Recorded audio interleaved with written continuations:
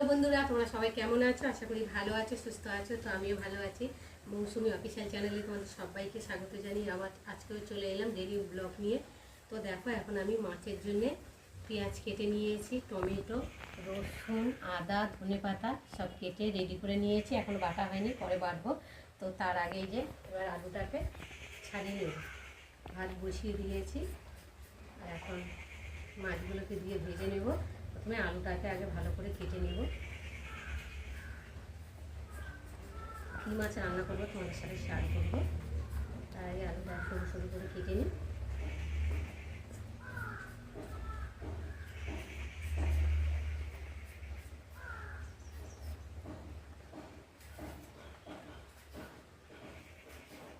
যেরকম মাছ সেরকম আলু কাটছি সরু সরু।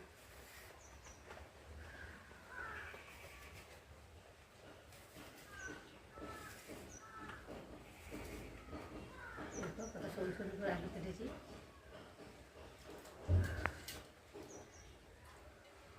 সবজি কেটে চলে এলাম আর এইদিকে দেখো ভাত বসিয়েছি। ভাত এখনও ফোটেনি, তবে জলটা গরম হয়েছে।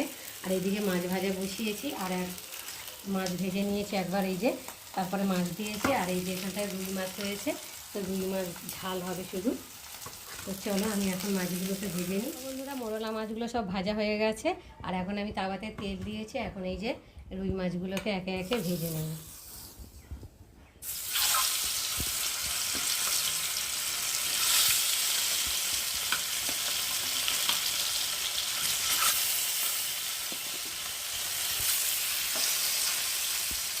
চলো প্রথমে চাটনি দু পিস করে ভালোভাবে লাল লাল করে ভেজে নিয়েছি, দেখতে পাচ্ছ। দেখো, আর এখন আমি একে একে মাছগুলোকে তুলে নেব। ঝোলের মাছ তো বেশি ভাজতে ভালো লাগে না, টেস্ট লাগে না, সাতটা সাতটা মতো লাগে। ওই জন্য দেখো এক এক করে ভেজে নেব, যেন একটা চাকা। এই দেখো,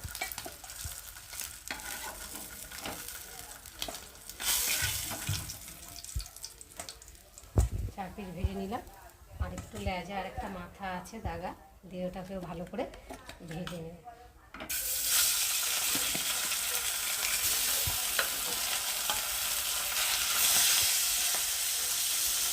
দোকানে তো লেজা নিলে মাথা হাফ দেবেই। দেখো বন্ধুরা, মাছগুলো ভাজা হয়ে গেছে। এখন আমি কড়াতে অল্প করে তেল দেবো মাছের ঝালটা বসাবার জন্যে। তো তেলটা গরম হয়ে গেছে, এখন আমি ফোড়নে দেবো গোটা জিরে। জিরেটা একটু ভালো করে ভেজে নেব। জিরেটা একটু ভালো করে না ভেজে নিলে না বেশ টেস্টটা হবে না। তো দেখো, জিরেটা একটু হালকা করে ভেজে নিলাম। এবার দিয়ে দেবো পেঁয়াজ কুচি।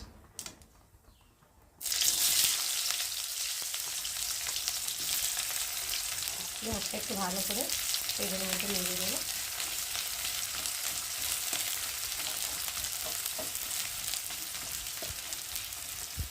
দিয়ে দেবো একটু রসুন।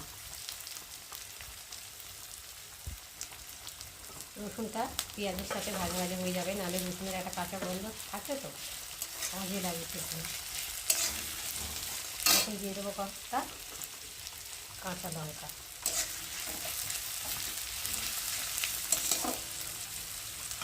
দিয়ে দেবো আদা বাটা।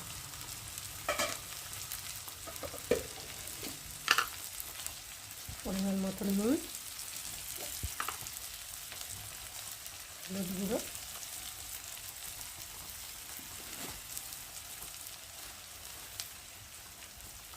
জিরে গুঁড়ো।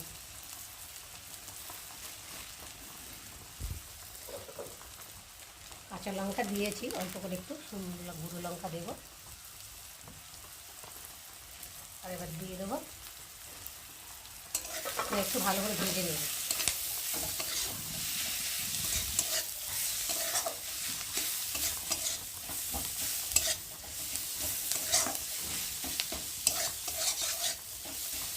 পেঁয়াজটা একটু ভালো করে না ভেজে নিয়ে যাবে।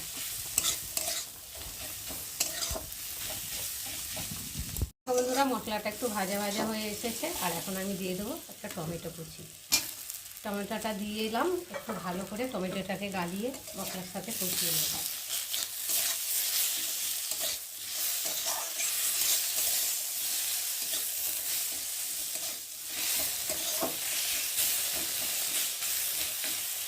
তো দেখো বন্ধুরা, টমেটোটা দেওয়ার পরে মশলার সাথে ভালোভাবে কষিয়ে গেছে, আর মশলাটা ভালোভাবে ভাজা হয়ে গেছে, আর মশলা থেকে তেলও ছেড়ে দিয়েছে। আর এখন একটু আমি নাড়াচাড়া করে আর জল দিয়ে দেবো।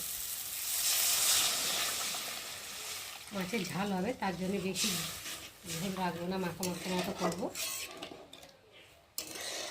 তো দেখো বন্ধুরা, ঝোলটা ফুটে গেছে দেখতে পাচ্ছ। আর এখন আমি এই যে একে একে মাছগুলোকে দিয়ে ভালো করে ঝোলের সাথে ফুটিয়ে নেব।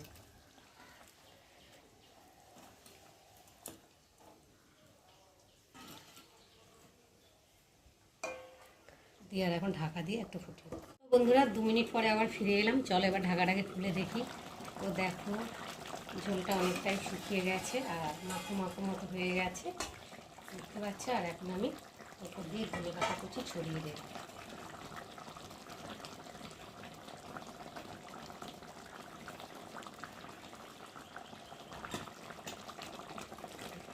দিয়ে একটু নেড়ে দেবো।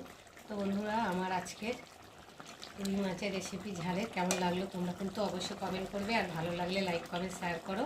আর আমার চ্যানেলে যদি নতুন হয়ে থাকো চ্যানেলটাকে সাবস্ক্রাইব করো। চলো আবার তোমাদের সঙ্গে দেখা হবে পরের ব্লগে। ততক্ষণ তোমরা তোমাদের খেয়াল রাখো।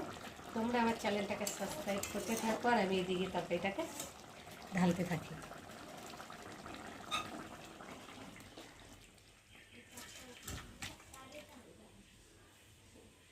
দেখো বন্ধুরা, রান্না করে চান টান করে ঠাকুর পুজো দিয়ে আর খেতে বসেছি।